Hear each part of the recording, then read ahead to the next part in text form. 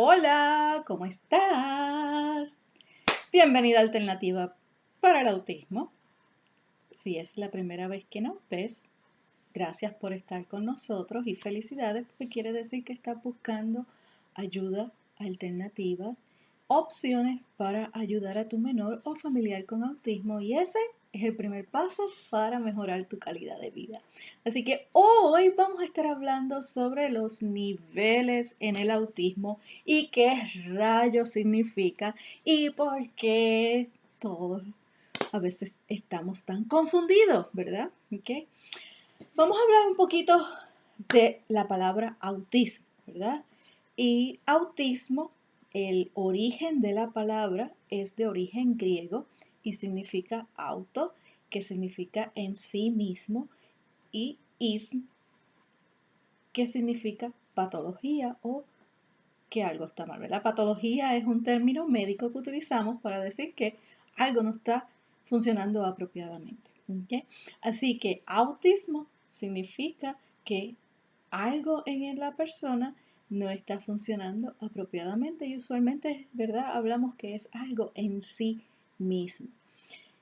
A lo largo de los años, al principio cuando se descubre el diagnóstico del autismo, no era tan común como es ahora y eso es tema para otro video porque ahora es más común que en los años 40 cuando se empezó a hablar de autismo más abarcadoramente, ¿verdad?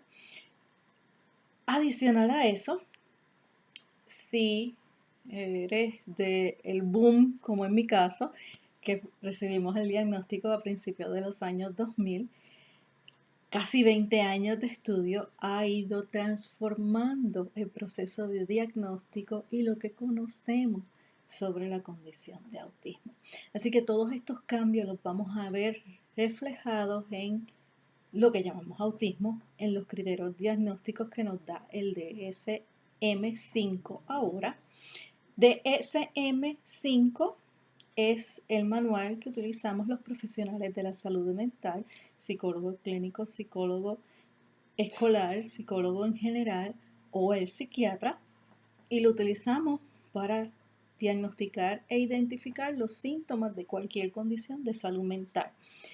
5, porque es la quinta revisión que se hace del manual, que es nuestra guía, y cada 5 a 7 años se revisa. Así que quiere decir que los criterios, dependiendo de las investigaciones en el área de salud mental, pueden ir cambiando, ¿verdad?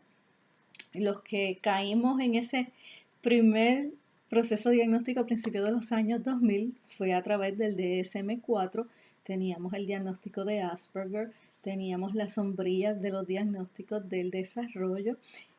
Ahora todo eso ha ido cambiando en los diagnósticos que se utilizan con los criterios del DSM-5. En el video anterior hablamos y vamos a retomar que las áreas que más se afectan en el autismo es el área del lenguaje, destrezas sociales y el área conductual. Ahora, aun cuando el DSM-5 no hace referencia al proceso sensorial como un criterio diagnóstico, sabemos que las conductas están totalmente influidas por el aspecto sensorial y la sobrecarga sensorial. Así que eso es algo, ¿verdad?, que yo espero que a lo mejor en la próxima revisión del DSM se tome en consideración.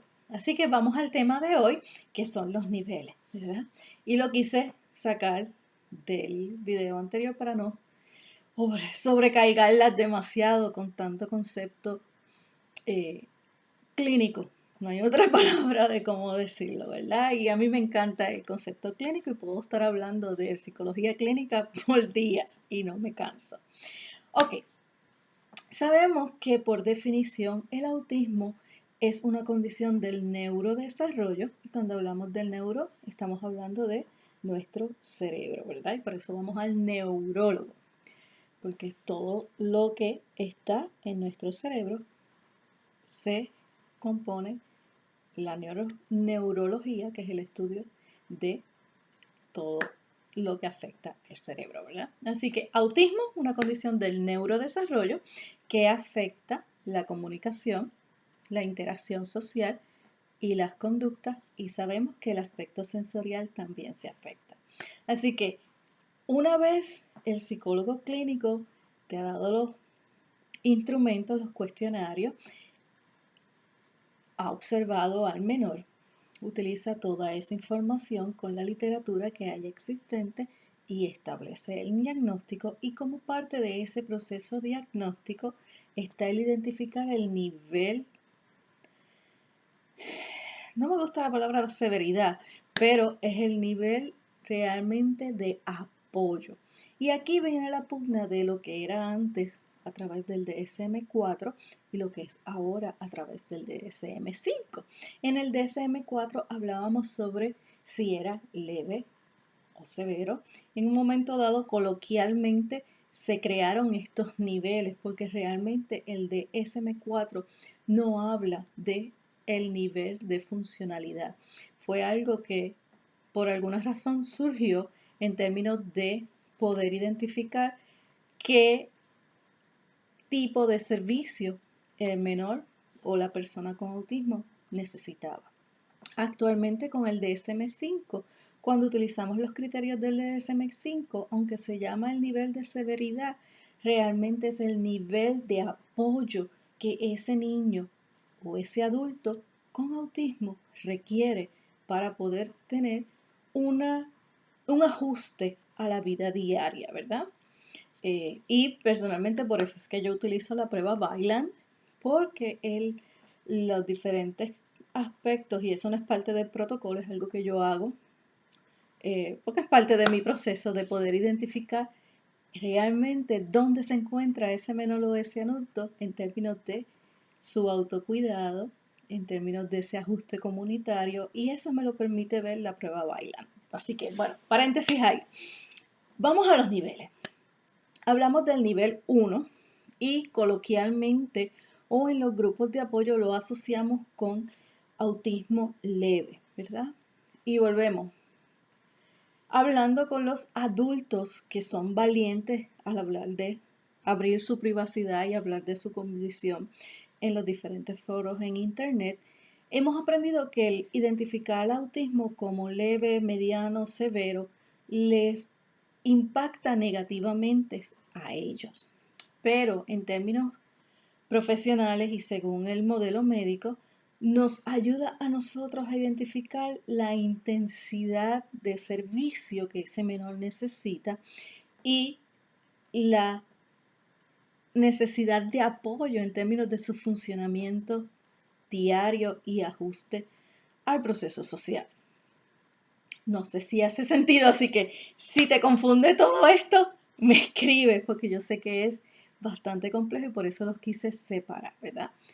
Nivel 1 usualmente lo asociamos con lo que el DSM-4 nos catalogaba como Asperger, pero en realidad no es tan simple como decir nivel 1 es Asperger. Una persona considerada con autismo, según el DSM-4, ¿verdad? Pudiera ser autismo clásico, lo que se llamaba autismo clásico en el DSM-4, y tener un nivel de funcionamiento actual 1. ¿Okay? Y esta es la parte más compleja en términos de cuando comparamos, ¿verdad? Cómo era antes a cómo es ahora. Pero sí es importante tomarlo en cuenta por el hecho de que las personas que según el DSM-4, la mayoría son ahora adultos, eran Asperger, están como en un limbo mediático del diagnóstico porque se están poniendo todos como nivel 1. ¿Okay? Tenemos el autismo, ahora vamos al DSM-5, ¿verdad? El autismo es uno solo, ya no es autismo y Asperger, y tenemos los niveles de funcionamiento, que es el nivel 1, el 2 o el 3. El nivel 1 requiere un nivel de apoyo, pero no es tan intenso como el nivel 3. ¿Okay? Y va a depender de su proceso, la combinación de su proceso de comunicación con sus conductas. Y eso es lo que lleva al profesional a determinar el nivel. Y en algunas ocasiones los padres se pueden sentir de que el profesional no dio el nivel adecuado o no identificó el nivel adecuado, porque en algunas áreas los padres podemos ver que hay mayor necesidad de apoyo porque no logra expresar ciertas cosas de la manera que quizás un niño o un adolescente o un adulto sin autismo lo haría. Y aquí tenemos que tomar en cuenta de que ese profesional, si es especializado en autismo, volvemos, ha pasado por adiestramientos, por talleres que le han ayudado a refinar ese proceso de diagnóstico. No quiere decir que no haya cometido un error, pero sí merece un grado de confianza porque por algo se ha dedicado a esta población, ¿verdad? Así que volvemos. Nivel 1 necesita apoyo. Sin esos apoyos, la comunicación es prácticamente nula, ¿verdad? Sin esos apoyos hay muchísimas dificultades en términos de establecer esa comunicación social o esa relación social con grupos de su misma edad, con adultos o con cualquier persona en términos de la comunidad. Así que es importante que tengamos en cuenta de que sin eso no va a aparecer, no está ahí, ¿verdad? Necesita lo que antes quizás llamábamos coloquialmente en términos profesionales y todavía se utiliza el prompting, ese empujoncito, esa guía para que pueda establecer ese proceso de comunicación social, ese uso de destrezas sociales, ¿verdad? En términos de cómo se maneja ese menor en un ambiente social, valga la redundancia, ¿verdad? Pero es la parte que más se afecta en el autismo, el proceso social. Y tengo que hacer la salvedad que hay un trastorno de salud mental que es ansiedad social, que pudiera aparecer, pero no es autismo. Así que por eso es importante que consideremos y que confiemos en ese profesional de la salud que ha estudiado para poder definir lo que es una cosa de la otra, y no significa que no vaya a cometer errores. Todos somos humanos y en algún momento vamos a cometer errores. ¿Okay? Nivel 2. ¿Okay? Ya el nivel 2 es lo que se llama que requiere un nivel de apoyo abarcador, sustancial, donde ese menor tiene unos déficits de comunicación bien marcados, ¿verdad? Su comportamiento es totalmente rígido, se altera por la inflexibilidad en términos de sus rutinas, ¿verdad? En términos de los intereses, qué cosas va a hacer. Así que vemos que hay una dificultad mayor en términos de ese ajuste social. ¿Okay? Pudiera ser verbal, pudiera ser no verbal, ¿verdad? El nivel 2 y esta referencia es una referencia no profesional y es coloquial.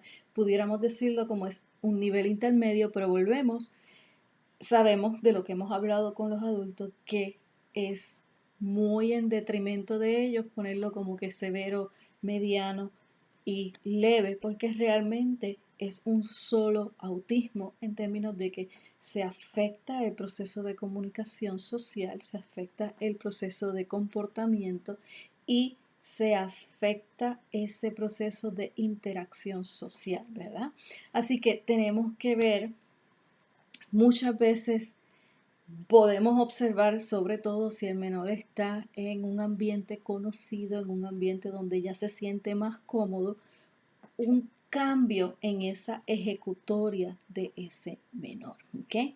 Así que quizás en la oficina con el profesional su ejecutoria fue más limitada, pero en casa su ejecutoria es más amplia. ¿Por qué? Porque es un área conocido, porque ya sabe lo que se espera de ellos, ¿verdad? Y puede entonces sensorialmente manejarse un poquito mejor. ¿Okay? Y muchas veces las conductas, como hemos aprendido de lo que hemos hablado con los adultos autistas, y hago la salvedad antes de que brinquen, los adultos, la inmensa mayoría, han dicho que les gusta que utilicen el término autista, hay, sobre todo si siguen el movimiento de neurodiversidad, hay quienes le da lo mismo autista o con autismo y hay el que prefiere con autismo. Así que en términos generales, lo que yo he visualizado, ¿verdad?, de mi interacción con familias y personas con la condición, es que el familiar usualmente se siente más a gusto con el término con autismo y la persona que vive el autismo día a día prefiere más el término autista, ¿verdad? Es algo de semántica, es algo que crea controversia, ya que a lo mejor algún día lograremos llegar a un proceso de entendimiento y de aceptación o simplemente aceptar que pensamos diferente. Así que volvemos. Nivel 1 requiere apoyo, si no hay esos apoyos no se da. Nivel 2 requiere aún más apoyo de lo que requiere el nivel 1 y el nivel 3 es el que requiere más apoyo todavía, puede que sea no verbal, ¿verdad? En su totalidad, puede que su comunicación sea sumamente limitada, puede que simplemente, perdóname, me pica la nariz, voy a estornudar. Okay. Puede que en proceso conductual es lo que más le esté afectando y limitando esa ejecutoria. Así que hay que ver que, volvemos, los niveles son una guía para el profesional en términos de el apoyo que ese menor va a recibir o ese adulto va a recibir y la intensidad que debe de tener los servicios que ese menor requiere. Eso no significa que porque sea nivel 1 requiera menos frecuencia de terapia que un nivel 3. No es lo que estoy diciendo. ¿Okay? Es una guía, es un mapa, pero no es algo determinante. Quiero que puedan de este video establecer que es un solo autismo y es un espectro, ¿verdad? Que va en diferentes gamas y la interacción de la habilidad social, la habilidad verbal y conductual es lo que va a determinar ese nivel, que nos da las guías a nosotros como profesionales cuando hacemos el diagnóstico. La literatura, los resultados de los cuestionarios, el resultado de la observación clínica, que es diferente a la observación de los padres. ¿Por qué? Porque utilizamos nuestro proceso de análisis y por eso estudiamos tantos años, sobre todo los que tenemos doctorado. Hemos estudiado tanto tiempo en el analizar clínicamente a la luz de que lo que nos dice la psicología, los que somos psicólogos, la psiquiatría, los que son psiquiatras, cómo interpretar esas observaciones. Claro, vamos a diferir de los padres, ¿por qué? Porque a menos que sea un psicólogo clínico o un psiquiatra, no tenemos el mismo lente, ¿verdad? Así que bueno, hasta aquí el video. Espero que haya dado más claridad y si están confundidas, me escriben. Así que nos vemos, bye bye.